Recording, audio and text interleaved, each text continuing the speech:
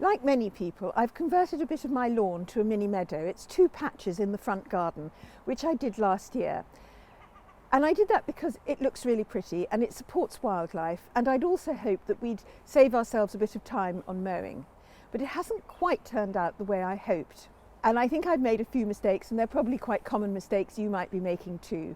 So I'm here with Joel Ashton, who has a YouTube channel called Wild Your Garden with Joel Ashton, and whose company, Hazelwood Landscapes, creates wildflower meadows and wildlife ponds and wildlife habitats, both for large landscapes and for small domestic gardens. So he's going to explain to me some of the typical mistakes that we might make and what we can do about it. I'll put links to Hazelwood Landscapes and to Wild Your Garden with Joel Ashton YouTube channel in the description below.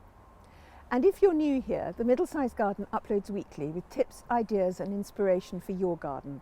So if you'd like to see the videos when you open up YouTube, click the subscribe button, they're free. And if you'd like YouTube to tell you when a new video is uploaded, then tap the notifications bell. So Joel, briefly, how do we create a mini meadow lawn? How do we turn a patch of our lawn into a mini meadow, particularly if we've got a small garden or we're in town?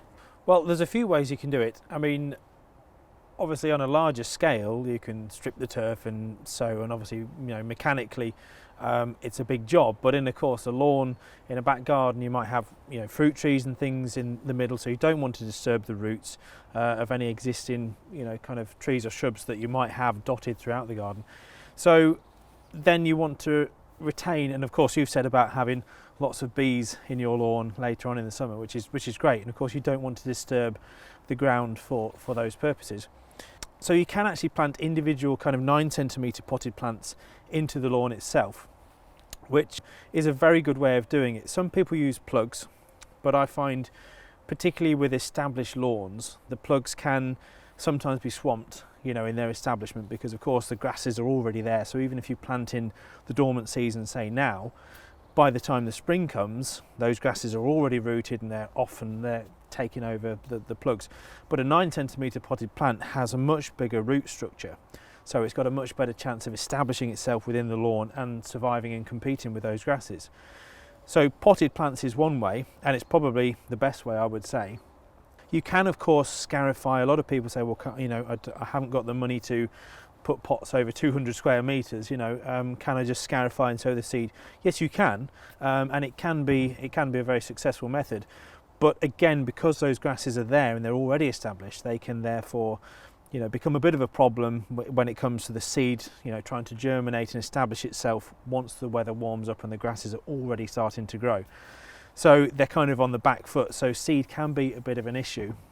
The other way to do it, of course, is to, if you've got particularly vigorous grasses, you can sow yellow rattle, scarify really hard at the end of summer. You know, if you've got an existing long grass area, scarify really hard and cut it really low before you scarify, obviously, and then sow yellow rattle into that area.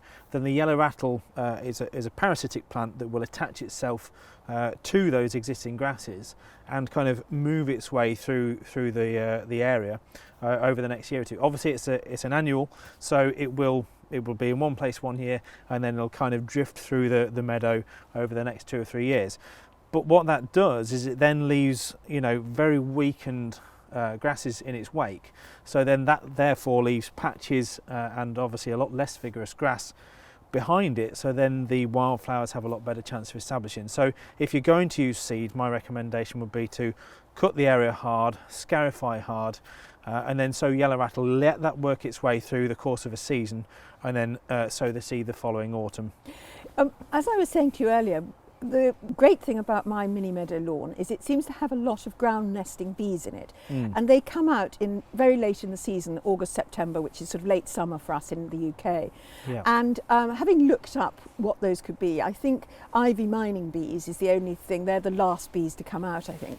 And they then whiz around and then they bury themselves in the earth. And then, of course, I have become absolutely terrified of disturbing them in any way.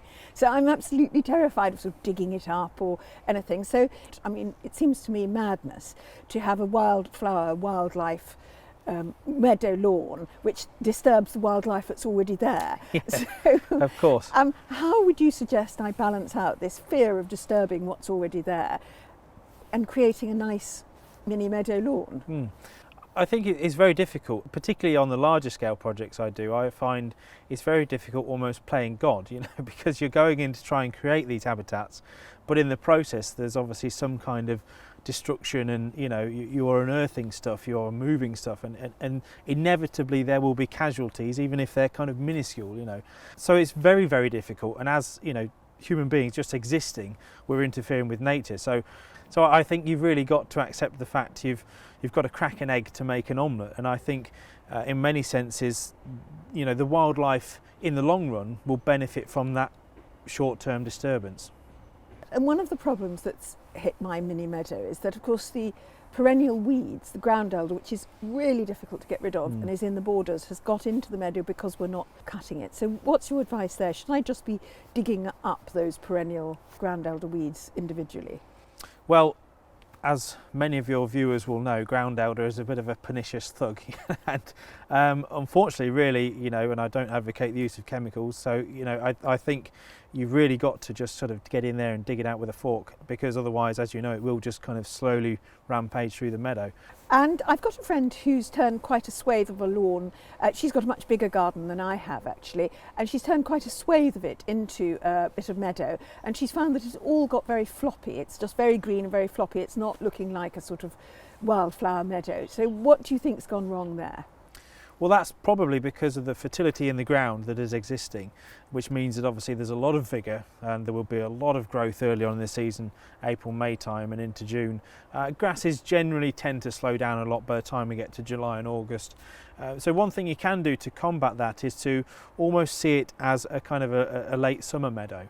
So if you were to, for example, mow for the first part of the year, say up until the end of May, or even into early June, you're going to knock back the vigour of the grass so that when it does come up, it doesn't get so long and flop over. The downside to that, of course, is you lose your spring flowers, your primroses, cowslips, whatever may be in there, and your bulbs. Then you'll still get all your oxeye daisies come up, your knapweeds, your wild carrots and everything else, so you'll still have that summer meadow. I had a friend in Peterborough who had the same thing, because it was quite a lush area that he turned into meadow, and actually that worked very well, mowing till May, June, and there's a surprising amount of wildflowers, obviously, in July in the summer meadow, of course. So it does work for sure. What do you think about choosing native plants for meadow lawns? Well, I think it's key, really, because obviously all the insects that are, well, the majority of insects today, of course, as you say, with migration, we've got things like hummingbird, hawk moths becoming more of an occurrence now, particularly in the south where we are, but they are spreading further north. And migration and climate change are a big part of that. They go hand in hand. The warmer it's getting, the more insect species and birds and everything else are moving north, of course. So I think it is very important, even given that, to plant native, because that's what our native fauna are used to.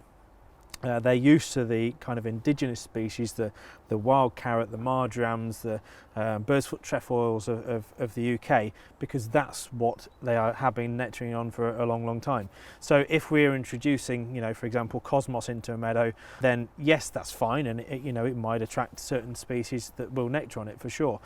But I think in terms of a lot of the species of insects, they will be used to those indigenous plants, and therefore it's key to kind of repeat that, particularly since we've lost 97% of our wildflower meadows throughout the UK in the last 100 years, which is a staggering statistic. However, in a herbaceous border, I'm a big advocate for using non-native plants, because things, of course, like the Verbena bonariensis, nepetas, salvias, absolutely covered with bees and butterflies and moths and hoverflies and everything else in the summer months. So, that's where I think we can have our, tweaks, if you like, and bring kind of formality and structure into the garden, where it's a slightly different situation to a wildflower meadow. So, in terms of maintaining our little patch of mini meadow lawn, what's your advice? Carry on doing what you're doing, let it grow throughout the summer months, and then cut it back probably sort of into September if you can. Obviously, traditionally farmers will cut hay for silage and things in June, July, which is of course when flowers are at their peak, which is great for the cattle, but less great for the wildlife, of course. So the later you can cut the meadow, the better. But before it starts folding over and then kind of, you know, swamping all those early wildflowers, things like your primroses and cowslips, which put on a lot of growth in the second half of the summer, they'll get smothered by the grasses once they start folding over in October. So really, September is usually when I'm carrying out most of my hay cuts, and that's obviously cutting it down to ground level to within about 2 to 3 inches, so you're still leaving some habitat for all the larvae of all the caterpillars and things like that that might be in those grasses waiting for the springtime to start coming out and feeding again. And then you don't cut it again after that? You don't do any cuts during the winter or early spring at all? You shouldn't need to. I mean, depends if our winters get much warmer really, but they seem to be, don't they? Mm. So I would say you should be fine. Just let it go. It might get back up to 6 inches over the winter time. You could then cut down, you know, kind of March if you wanted to, but obviously if you've got bulbs, I'd just recommend leaving it if it's not too high in its final sort of growth spurt, if you like, in the summer. So I would just leave it through the summer, one cut in September, and that's all you need to do really. And in terms of adding these plants, the 9 centimetre plants, which I have to say I think is a very exciting idea, can I do that now? We're now really in late winter. It's the end of January in the UK. In many other places it will be a lot colder. Is that something we can plant at any time, or do I need to wait really until early spring before I put these 9 centimetre plants in my meadow? I think it depends where the plants are grown and where they've, you know, been propagated, etc. If they have been outside all winter because they've been in a 9 centimetre pot for the last year, for example, then that's fine. They'll be frost hardy particularly if they're a native species, and you can plant them this time of year, no problem. I just planted a pond last week and it was flipping cold on my hands, but they'll be fine because they've been outside and they're used to the colder weather. And of course they're all still mostly dormant now anyway, so it's not fresh germinating growth that's coming up and being zapped by the frost, so they should be fine this time of year. Is there anything else we need to know about turning our lawns into a mini meadow? The best thing to do is put your mower away. That's what I'd say. Put the mower in the shed, see what comes up, because it's astonishing at how many wildflowers are actually already in an existing lawn. You know, a lawn that's been mown for 40 years, for example, is probably full of birdsfoot trefoil, self-heal, oxeye daisies, and many other species, clover in particular, that are very beneficial for bees. And my advice, if you don't want to go the whole hog and let your meadow go up to knee height, I would leave it as what I would call a flowering lawn. So I would lift the mower height to as higher possible cut as you can, so sort of, you know, 2 to 3 inches if possible, and just trim on a very kind of seldom basis, if you like, maybe once every 2 to 3 weeks.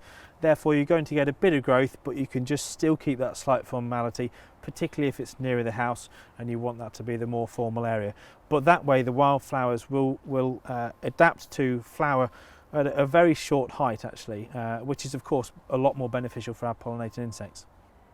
Do check out Joel's YouTube channel, Wild Your Garden with Joel Ashton. It's at the end of this video, and let me know if you've had any experiences with turning your lawn into a meadow. And thank you for watching. Goodbye.